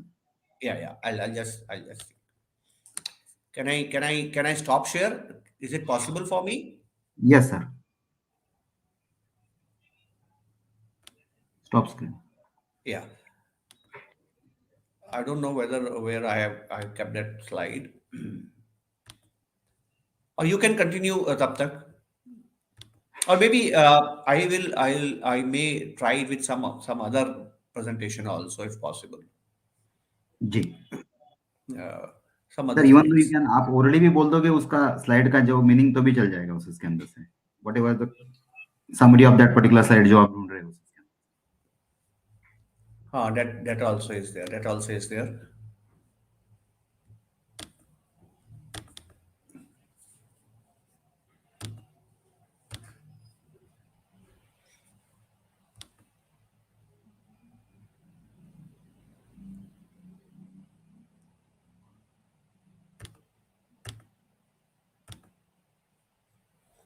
I'll do one thing. मैं उसको orally बोल देता हूँ क्योंकि वो मैंने बहुत मेहनत से स्लाइड बनाई थी और जी मुझे सर। लगा कि मैं उसको उसको दिखा दूं।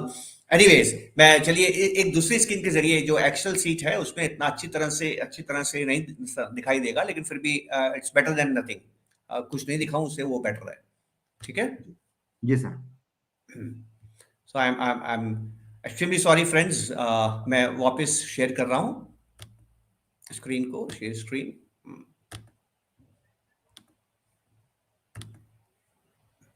Is it visible now? Not not yet sir. आ रही सर, अभी आ रही है, इज कमिंग आ रही है ना? नाउ। जी हाँ, सर। तो देखिए, इसमें इसमें जो जिसमें आप ए देख रहे होंगे, मेरा मेरा कर्सर आप देखिए। ये जो ए जो है, इसके अंदर राइजिंग एनएवी है, ये एनएवी लगातार बढ़ रही है। ठीक है। अब तक डिस्प्ले नहीं ए हुआ सर, इट्स नॉट येट अभी डिस्प्लेड। तक नहीं हुआ है घूम रहा है जस्ट, एक्सेल। अब तक आया है एक्चुअली, स्टिल कमिंग, अपलोड हो रहा है। अभी आया सर, अभी अच्छा, आया। इज विजिबल नाउ, सिर्फ वो हाइड बटन के ऊपर क्लिक कर दीजिए सर, वो बीच में ये हो रहा है। अच्छा, हाइट पे क्लिक कर, ठीक है, अभी आ रहा है sir. Yes sir, excel sheet is visible now.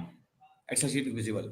तो अब देखिए, मैं आपको कुछ एनएवीज दिखा रहा हूं। पहले आप ए को देखिए। ए को आप देखिए, ए में क्या हो रहा है। एनएवी 10 है, 10 की 12 हुई, 15 हुई, 16 हुई, 19 हुई, 22, 23, 25, 27, 29, 31, 32, 33। आप सब लोग बहुत खुश होंगे, बहुत खुश होंगे कि लगातार मेरी मार्केट बढ़ रहा है, लगातार मेरा जो एसआईपी स्टेटमेंट है उसमें मेरा वैल्यू बढ़ रहा है। वैल्यू कैसे बढ़ेगा? आपके 1000 रुपए बढ़ के 2200 हो जाएंगे, फिर 3750 हो जाएंगे, 5000 हो जाएंगे, 6900, 9000, 10000, 12000, 14000, 16, 18, 20, 20760 रुपए हो गए। एक बार भी नहीं गिरा 1000 रुपए के आपके एसआईपी पर। आप जानते हैं आपका रिटर्न कितना आया? आपका रिटर्न आया केवल 8.2%। 8.2%। लेकिन आपके इन्वेस्टमेंट करते ही आपकी एसआईपी लगातार गिरने लगती है। देखिए पहुंच वही रही है 33 रुपए, सबकी 33 रुपए पहुंचेगी। आपने 10 रुपए के ऐसे एनएवी पे इन्वेस्टमेंट किया, और 10 रुपए के एनएवी पे इन्वेस्टमेंट करने के बाद में आप देखिए आपकी जो एनएवी है वो 10 रुपए से 9 रुपए हो गई, 8 रुपए हो गई, 7 रुपए हो गई, 6 रुपए हो गई, बेड़ा गर्क। लगातार बाजार गिर रहा है। आपको एसआईपी रोकने की इच्छा होगी, हरगिज नहीं, मत रोकिए, भगवान का भेजा प्रसाद है ये तो, चलने दीजिए इसको। ये 8 की 9 हुई, 10 की 9 हुई, 8, 7, 6, बहुत अच्छा हो रहा है। अगर आपके साथ हो रहा है, आपके पास ज्यादा यूनिट्स इकट्ठा हो रही हैं, और फिर उसके बाद बाजार 10 होता है, 15 होता है, 19 होता है, 23 होता है, 26 होता है, 29 होता है, 31, 33, ये भी 33 पे खत्म हुई है, ये भी 33 पे खत्म हुई है। पर मजेदार चीज देखिए, आपके 1000 रुपए बढ़ के, आपके जो 1000 रुपए बढ़ के कितने बाजार पे बढ़ जाते हैं, सॉरी ये वाला है, 1000 रुपए बढ़ के आपके 33,449 रुपए हो जाते हैं। और आपकी जो रिटर्न आता है दोस्तों, वो करीब करीब 13.2% आता है, 13.2% आता है।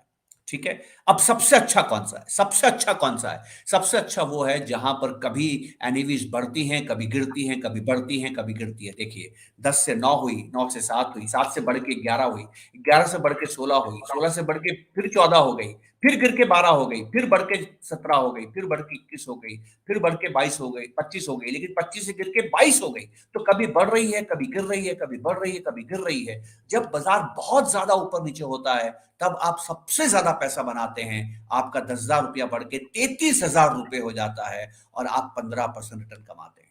अगर आपके एसआईपी करने के बाद लगातार बाजार बढ़ता रहेगा तो आपको अच्छा लगेगा, लेकिन आप 1000 रुपए के केवल 20,000 रुपए बनाएंगे 12 सालों में। लेकिन अगर आपके इन्वेस्टमेंट करने के बाद, 1000 रुपए के एसआईपी करने के बाद बाजार लगातार ऊपर नीचे होता रहा है, कभी ऊपर होता है, कभी नीचे होता है, कभी ऊपर होता है, कभी नीचे होता है, तो आप 33 रुपए, यानी भी 33 रुपए ही पहुंच रही है दोनों में, आप 33,000 रुपए कमाएंगे।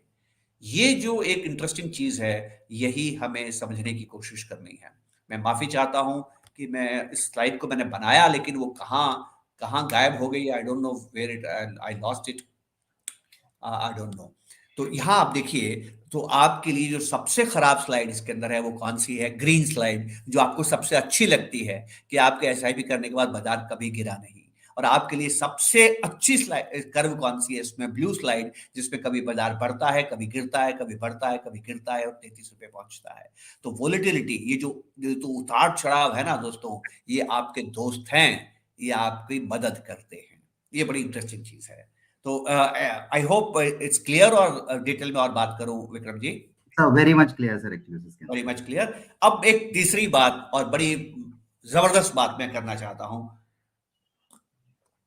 Magic of SIP Vikram ji. और मैं तवज्जो चाहूंगा ये 3 स्लाइड्स में, बहुत ध्यान से, आप मुझे रोक भी दीजिएगा अगर कहीं जरूरत पड़ती है। मैं आपको एक ऐसा दौर बताता हूं जिस हिंदुस्तान में, जहां पर आपका बाजार बिल्कुल नहीं बढ़ा, 6 साल तक नहीं बढ़ा। यह है दिसंबर 2007। दिसंबर 2007 में आपका बाजार 20,000 के आसपास था।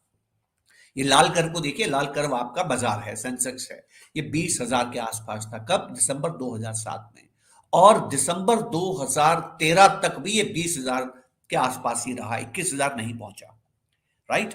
20 का 21 नहीं पहुंचा। राइट? 20 का 20 ही रहा। तो अगर किसी ने लमसम इन्वेस्टमेंट किया इन 6 सालों में, इन 6 सालों में उसका पैसा वहीं का वहीं रहा। रादर वो अगर उसने 1 लाख रुपया डाला है, तो 50% बाजार गिरने की वजह से मार्च 2009 में उसका 50,000 रुपया रह गया। और वो 50,000 रुपया रिकवर कब हुआ, वापिस 1 लाख कब बना? दिसंबर 2013 में। 6 लाख तक, 6 साल तक लमसम वाले ने कुछ नहीं कमाया, और उसको उसको डर भी लगता रहा, क्योंकि इन 6 सालों में उसका 1 लाख रुपया हमेशा लॉस में रहा। उसका 1 लाख रुपया हमेशा लॉस में रहा। और जो उसको लॉस हो गया था 50% का, उसको रिकवर करने में उसको 6 साल लगे। राइट? लेकिन अगर उसी व्यक्ति ने एसआईपी की होती, इसी बाजार में एसआईपी की होती, जिस बाजार में 6 साल लग गए लमसम का पैसा रिकवर करने में, रिटर्न छोड़िए, रिटर्न जीरो है, कोई रिटर्न नहीं है, रिकवर करने में 6 साल लग गए, वहां अगर आपने एसआईपी की होती, 10,000 रुपए की एसआईपी की होती, तो आप 7,20,000 रुपए जमा कराते इन 72 महीनों में, और आपकी जो मैच्योरिटी वैल्यू है वो 9 9,24,00,000 रुपए, 9,24,000 रुपए होती इन 6 सालों में। और आपका रिटर्न होता 8.40%। ये ऐसे 6 साल थे विक्रम भाई बाजार में जहां बाजार ने कोई रिटर्न नहीं दिया, कोई रिटर्न नहीं दिया, लॉस दिया, कोई रिटर्न नहीं दिया। लेकिन अगर जी आपने एसआईपी की है तो एसआईपी ने आपको 8.5% का रिटर्न दिया है 6 साल। मजेदार चीज बताता हूं, ध्यान से देखेंगे। ये है नेस्डेक। नेस्डेक देखिए बहुत इंटरेस्टिंग है। जनवरी 2000 में 4200 के आसपास था, जनवरी 2000 में। और नेस्डेक उसके बाद में नीचे चला गया, 50% नीचे चला गया, कई साल तक नीचे रहा, बढ़ा ही नहीं। और वापिस उसको 4,500 होने में 15 साल लगे। 15 साल दोस्तों, मजाक नहीं कर रहा हूं, 15 साल लगे। अगर किसी ने 1 लाख रुपया नेस्डेक में डाला जनवरी 2000 में, जनवरी 2000 में अगर किसी ने नेस्डेक 100, जो आपका सबसे प्रिय इंडेक्स है दुनिया का, जिसमें फैंग है, फैंग स्टॉक्स हैं, एप्पल है, ये सारे स्टॉक्स हैं, आपके फेसबुक वाले, गूगल वाले सारे स्टॉक्स हैं, उनकी उसकी बात कर रहा हूं मैं। तो जनवरी 2000 के अंदर इसकी वैल्यू 4,2500 थी, जो गिरकर 2000 1000 के आसपास चली गई, और ये वापस 4,2500 हुई 15 साल के बाद में, जनवरी 2014 में, जनवरी 2014 में। तो 15 साल तक किसी को कोई रिटर्न नहीं मिला। पर इसी नैस्डैक में अगर आपने एसआईपी की होती, इन 15 सालों में लगातार 10,000 रुपए निवेश किए होते, तो आप 18 लाख रुपए का निवेश करते, और आपके पास में मार्च 2014 में 15 साल के बाद 18 लाख के 42 लाख रुपए मिलते, और आपका रिटर्न करीब करीब 10% होता, 9.90% रिटर्न होता।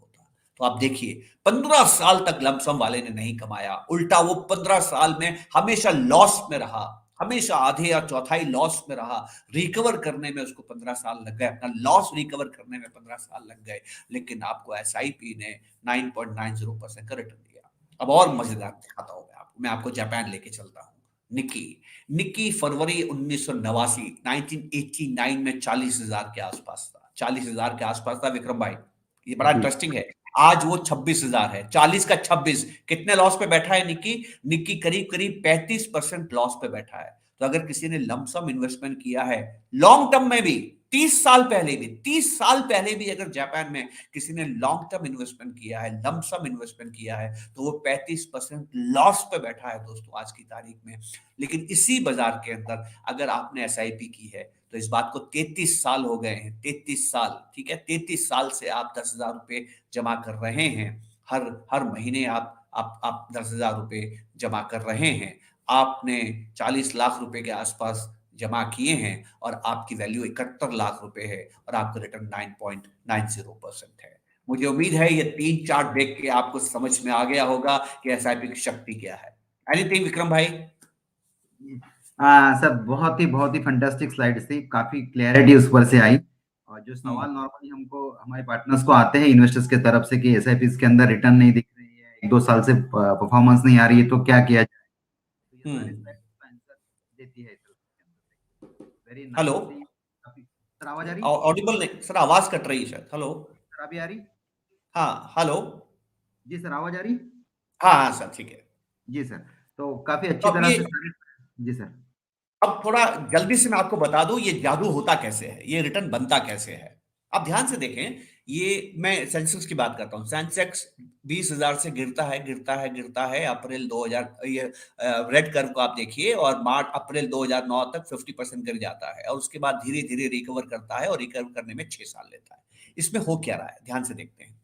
ये इस चार्ट में आप देखिए, इस चार्ट में मैंने आपको 3 चीजें दिखाई हैं। पहली चीज आपको दिखाई है आपके पास कितनी यूनिट्स हैं। एसआईपी में सबसे इंटरेस्टिंग चीज जो मैं बताना चाहता हूं विक्रम जी, क्या है, जो जिसको हम बोलते हैं ट्रेड सीक्रेट, या जिसको हम बोलते हैं एक ऐसा रहस्य जो कि कहा जाता है कि आप किसी से भी शेयर नहीं करना चाहते हैं, लेकिन हमारी इंडस्ट्री में तो हम सब कुछ शेयर करते हैं। रहस्य एसआईपी में ये नहीं है कि एसआईपी स्टेटमेंट में आप उसकी हर महीने वैल्यू देखें, हरगिज नहीं। एसआईपी का विक्रम भाई रहस्य यह है कि हर महीने आप ये देखें कि आपके पास यूनिट्स कितनी इकट्ठी हो रही है। जी सर। एसआईपी की ताकत यूनिट्स है।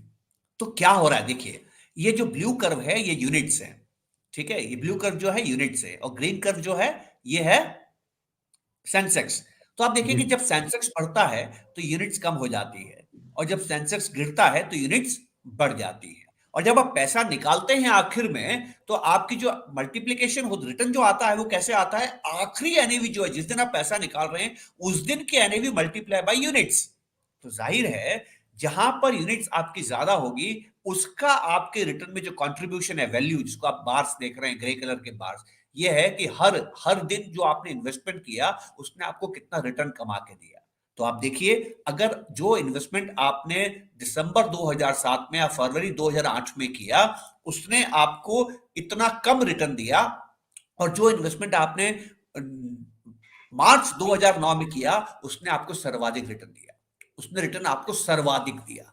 तो हमें क्या इंटरेस्टिंग चीज देखनी है एसआईपी में, कि आपको हर महीने, खासकर इनिशियल ईयर्स में, अगर आपने 20 साल की एसआईपी की है तो पहले 10 साल तो आपको ये देखना है, ये नहीं देखना है वैल्यू कहां पहुंची, ये नहीं देखना है आपने कितना पैसा इकट्ठा कर लिया, ये देखना है आप कितनी यूनिट्स इकट्ठी कर रहे हैं।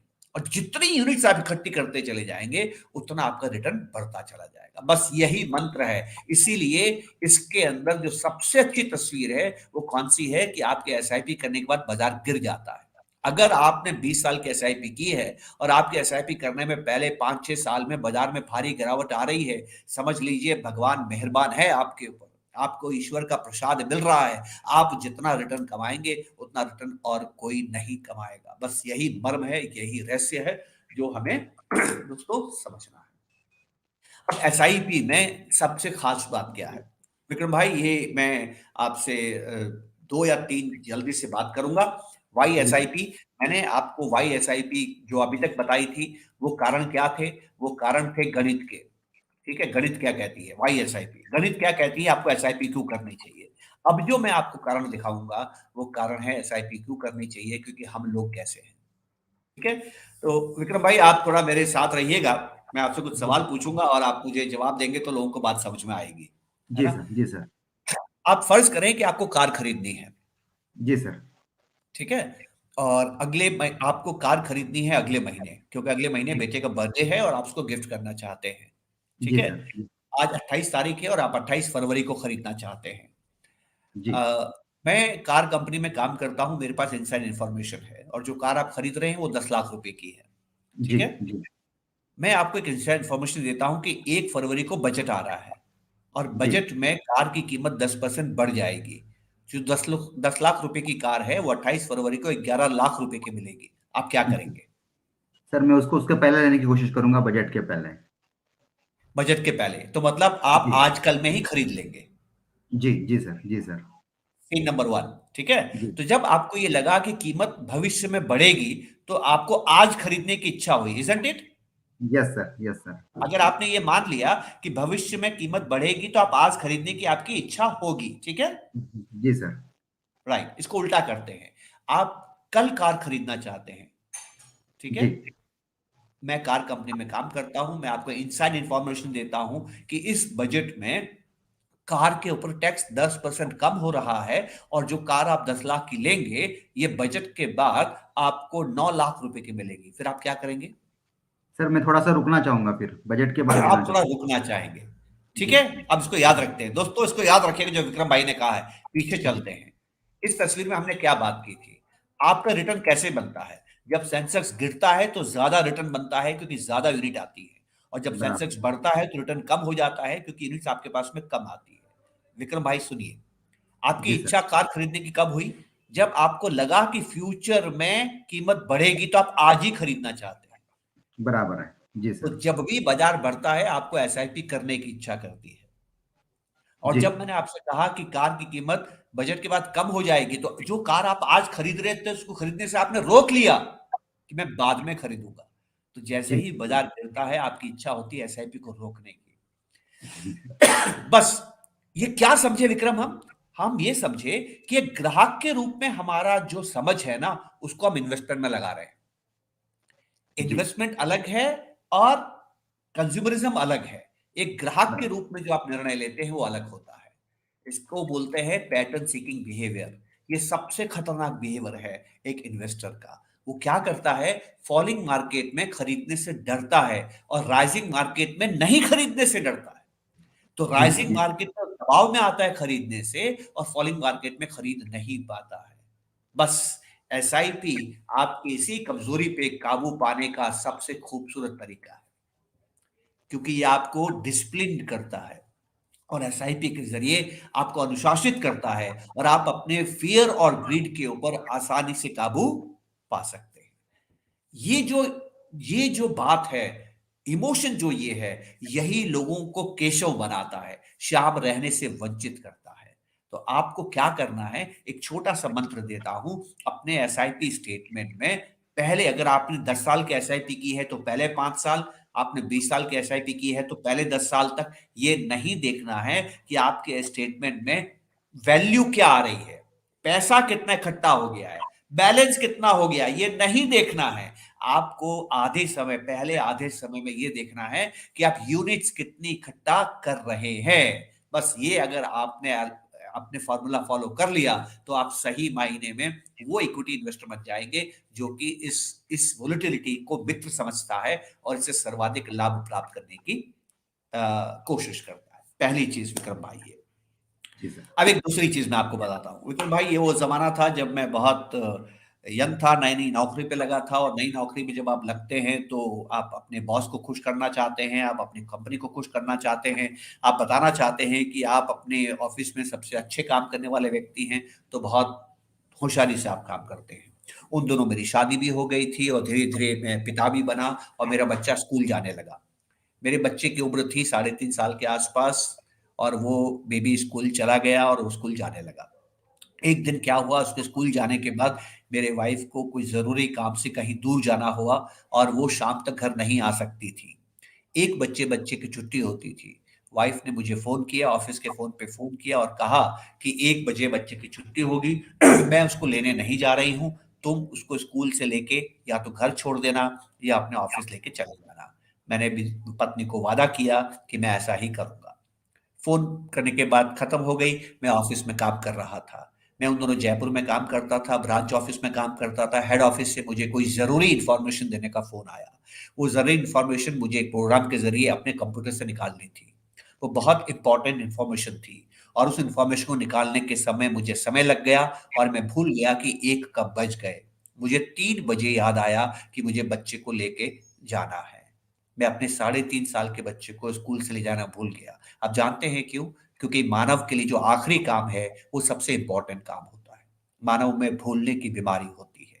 मुझे याद है, जब तक इंटरनेट नहीं आया था, जब तक मेरे बैंक ने ऑटोमेटिक बिल पेमेंट नहीं किया था, मैं बिजली का बिल, कभी पानी का बिल, कभी फ़ोन का बिल मैं लेट पेमेंट के साथ जमा करता था।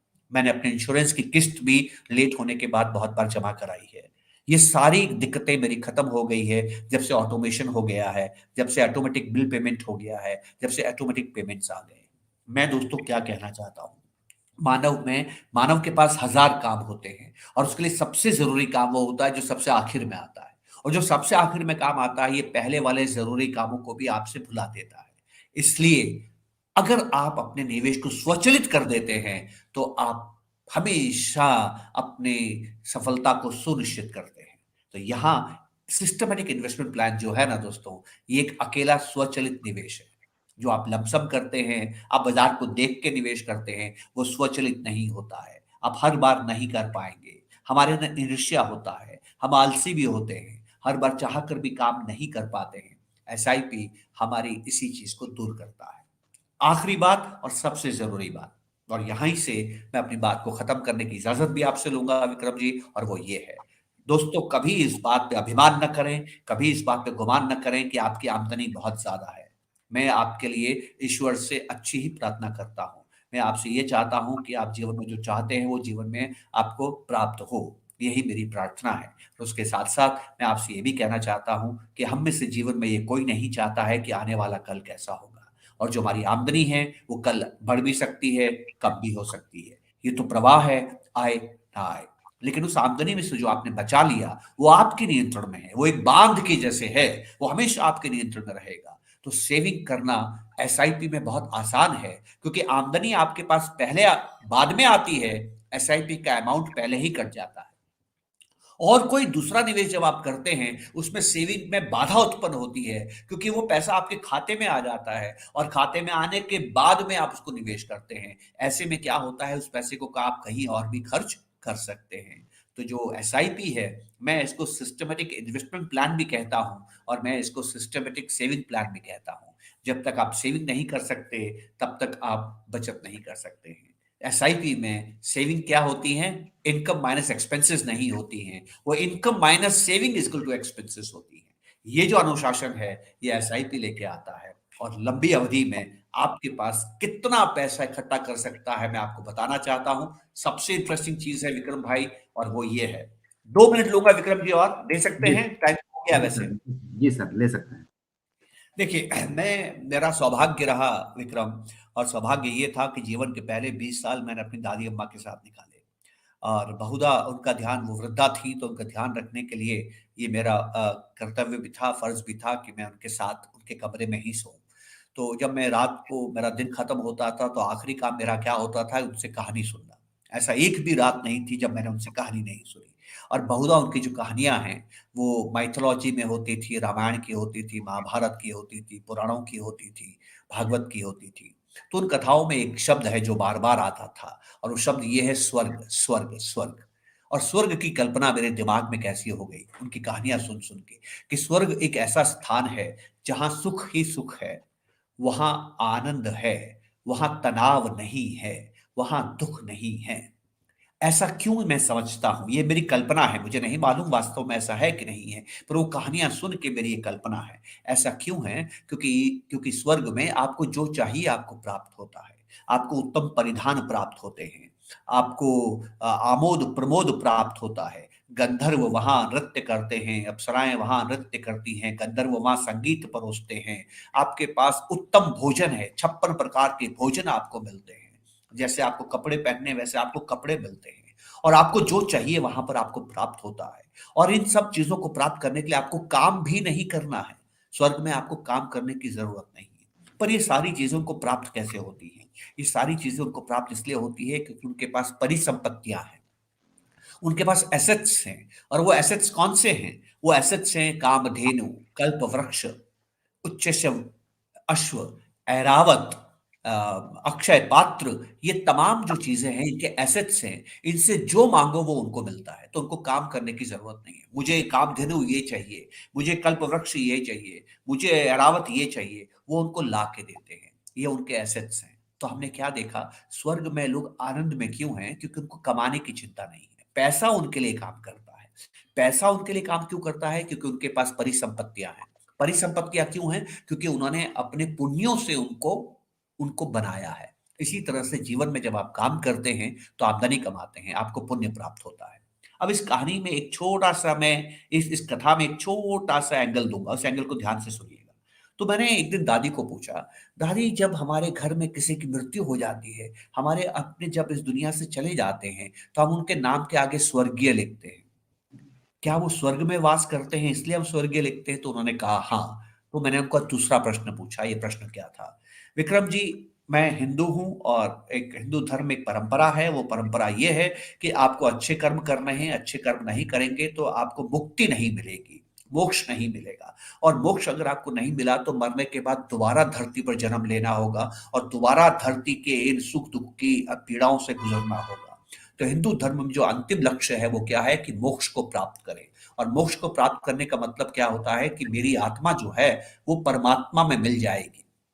और जिसकी आत्मा परमात्मा में मिल जाती है, विक्रम जी, धर्म ये कहता है कि वो स्वर्ग नहीं जाता है, वो वैकुंठ जाता है। वो जी आत्मा का मिलन परमात्मा से होता है और मुक्ति को प्राप्त होता है। तो हमारा अंतिम लक्ष्य मुक्ति है। तो मैंने दादी से पूछा, दादी, जब अंतिम लक्ष्य मुक्ति है, तो हमारे नाम के आगे वैकुंठवासी लिखना चाहिए ना, स्वर्गवासी क्यों क्यों लिखते हैं? तो वो कहती है कि हमारी जो इच्छाएं हैं उत्तम परिधान की, हमारी जो इच्छाएं हैं उत्तम जीवन स्तर की, हमारी जो इच्छाएं हैं आमोद प्रमोद की, हमारी जो इच्छाएं हैं 56 भोग की, हमारी जो इच्छाएं ऐशो आराम की, ये पूरी नहीं होती है। जब ये पूरी नहीं होती है तो वो तो स्वर्ग में ही पूरी होती है। तो सबकी इच्छा मोक्ष की नहीं है, आत्मा के सुख की नहीं है, भौतिक सुखों की है। इसलिए हम नाम के आगे स्वर्गीय लिखते हैं। ये उनका उनका तर्क था। मुझे नहीं मालूम कहाँ तक सही है, कहाँ तक गलत है। पर इंटरेस्टिंग चीज जो मुझे समझ में आई दोस्तों, वो ये है कि स्वर्ग में जो इंडिपेंडेंस है वो आप धरती पर भी ला सकते हैं। और धरती पर अगर आपने ये हाथ ये काम हासिल कर लिया कि आप पैसे के लिए काम नहीं कर रहे हैं, पैसा आपके लिए काम कर रहा है, आप फाइनेंशियली फ्री हो गए हैं, फाइनेंशियल फ्रीडम आपके पास में है, तो यकीन मानिए आपने स्वर्ग धरती पर ही उतार लिया है।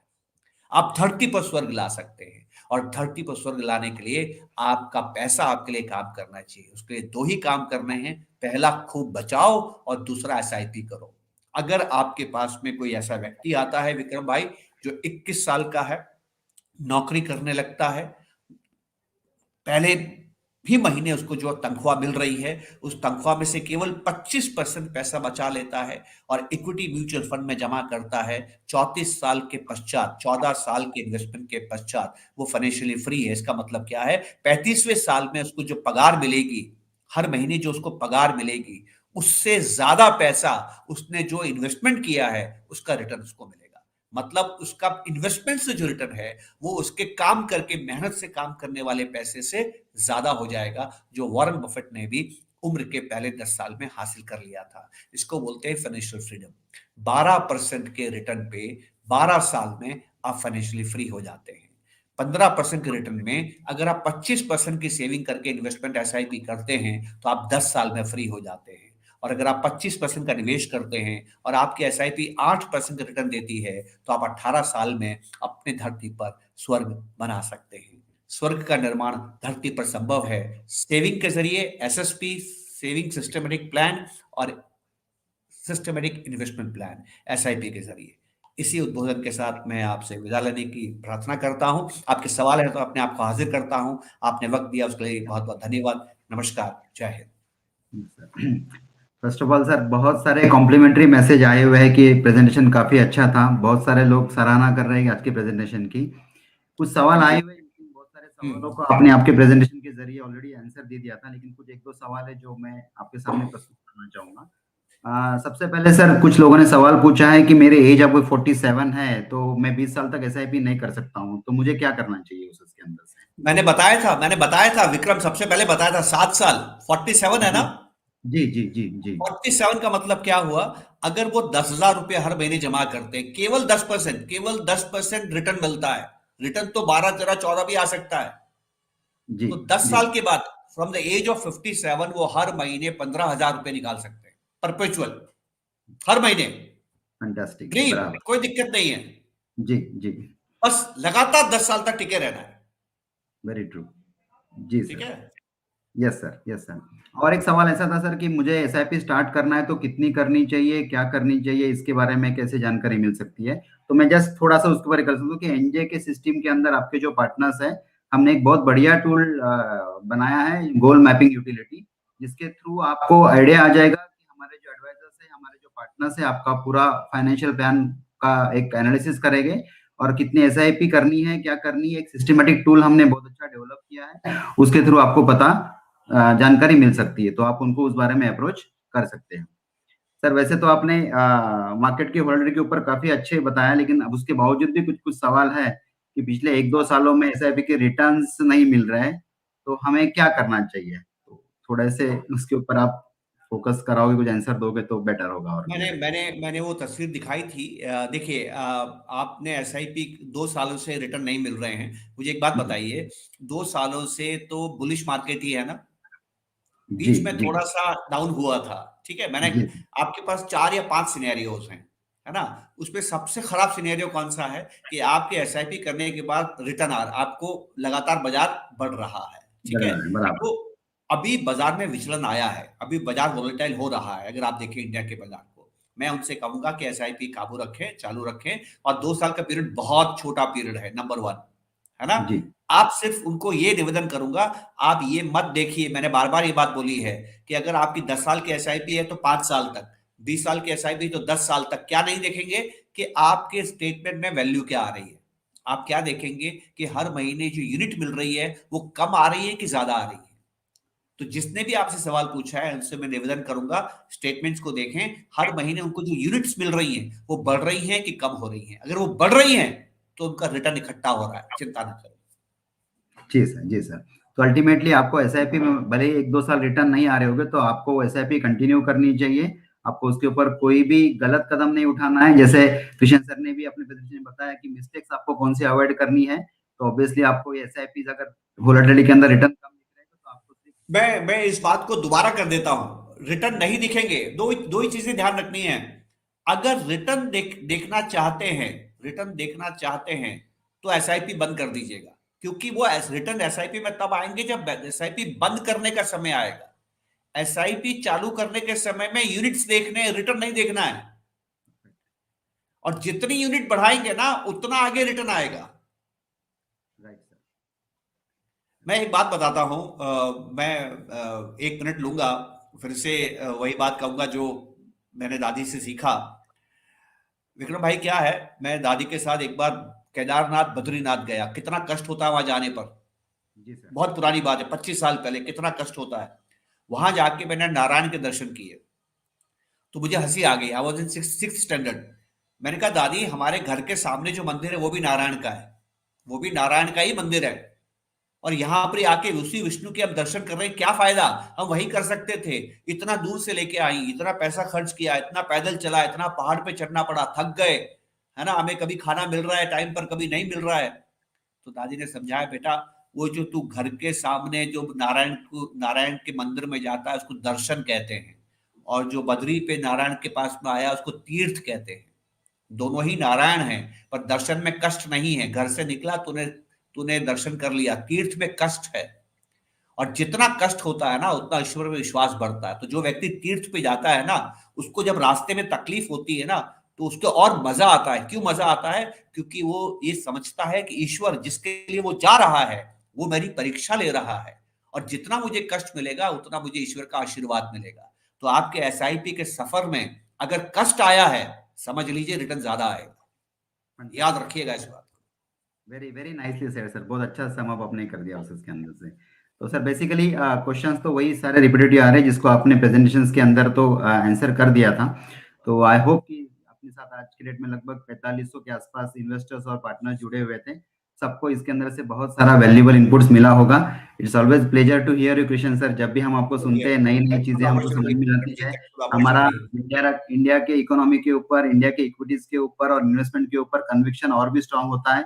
और यही फीलिंग मैं आशा करता हूँ कि आज के सारे जो हमारे जुड़े हुए दर्शक हो गए, उनको आज फील हुआ होगा, एंड होपफुली उनको इन्वेस्टमेंट्स के बारे में काफी अच्छा गाइडेंस मिला होगा। It's always pleasure to hear your, ये हमारे लिए तो हमेशा भाग्यशाली है आपको सुनना सर। और आपको सुन के हमने बहुत सारे इन्वेस्टमेंट्स के डिसीजंस लिए हुए हैं। हमारे पार्टनर्स लोगों ने भी काफी अच्छा गाइड किया है अपने इन्वेस्टर्स को। होपफुली सबका वेल्थ क्रिएशन का जर्नी हम हासिल कर पाएंगे। और इसी संकल्पना के साथ हम आज का सेशन खत्म करते हैं। Once again thank you sir, thanks a lot for your valuable guidance.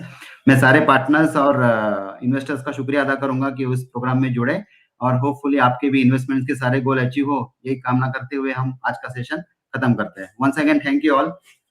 Thank you sir, thank you, नमस्कार। Thank you sir.